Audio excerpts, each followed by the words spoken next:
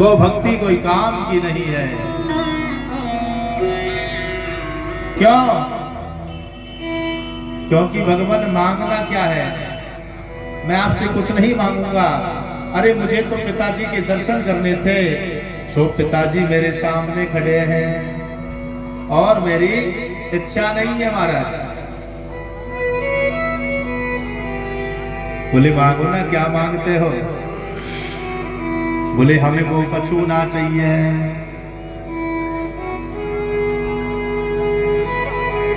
सोन का ऋषियों बोले नहीं मांगना तो होगा। बोले नहीं मांगूंगा, और अगर देना ही चाहते हो तो यही दे दो कि तुम्हारे चरणों की धूल मेरे मस्तिष्क पर पड़ती रहे, और हमें कछु ना चाहिए।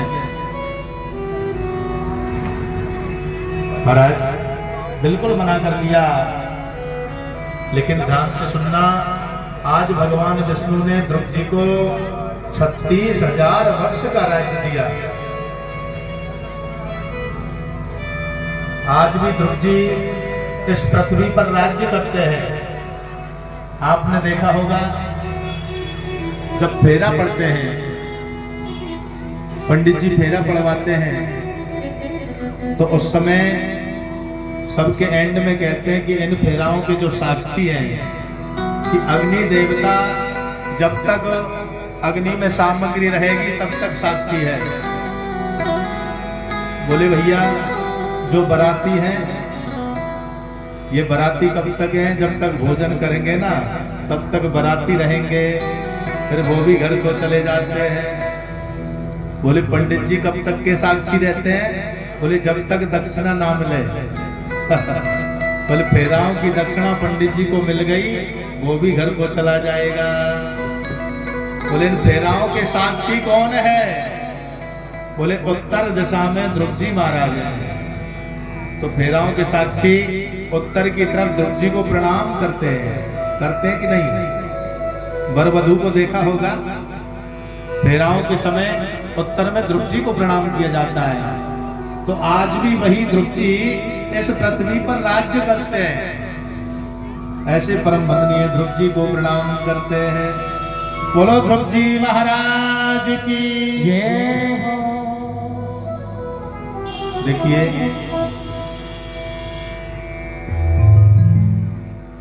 ध्रुव जी का जो भाई है, जिसने माता सुरुचि के यहां अवतार लिया,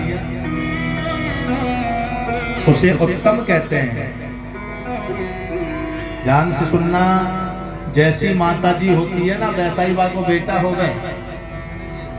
यानी सुनीति का जो बेटा है ध्रुव, वो बड़ा धार्मिक है, जिन्होंने भगवान को प्राप्त कर लिया।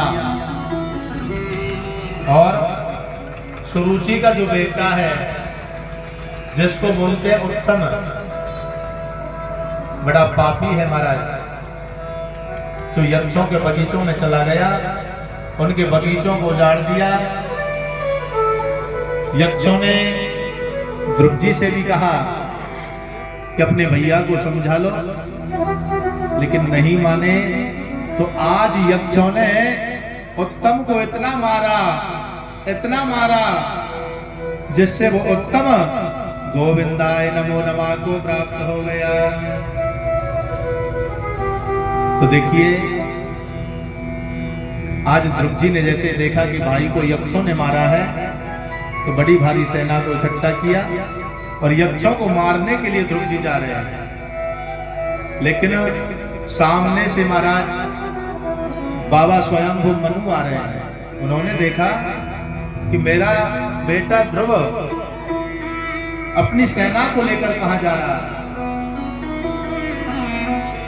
तो रास्ते में आकर के पूछ लिया, बोले बेटा ये बताओ आप कहां जा रहे हो? बोले बाबा अरे मेरे भैया को मारा है यक्षों ने, तो मैं यक्षों को मारने जा रहा हूं।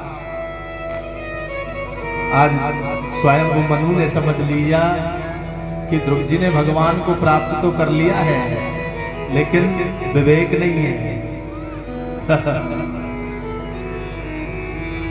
ध्यान से सुनना, यानी ज्ञान तो हर किसी को हो जाता है। पुराणों को पढ़ने से व्यक्ति को ज्ञान तो होता है, लेकिन वो ज्ञान पंगु है। पूर्ण ज्ञान की प्राप्ति कब होती है? जब हम सत्संग में बैठते हैं, भगवान की कथाओं में बैठते हैं। तुलसीदास जी ने लिखा है,